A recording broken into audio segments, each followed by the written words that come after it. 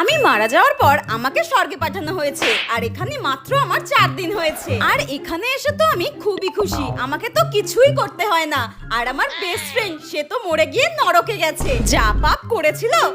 আর স্বর্গে তো সারাক্ষণ খাও দাও ঘোরো ফেরো আর সুন্দর করে সেজে গুজে সময় হলে দেবতাদের সামনে নৃত্য পরিবেশন করো। আমি দেখতে এতটাই সুন্দর ছিলাম যে আমি স্বর্গে আসতে না আসতেই আমাকে অপ্সরা ঘোষণা করা হয়েছে।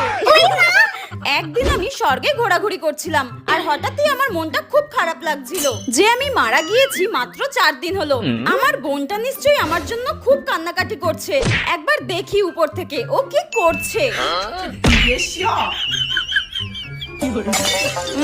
চিকেন রোলটা কি দারুণ। আমি মরেছি মাত্র 3-4 দিন হয়েছে আর এর মধ্যেই আমার বোন আমাকে ভুলে গিয়ে এক চিকেন রোল খাচ্ছে দোকানে। দাঁড়া, একবার যদি পরের জন্মে ভূত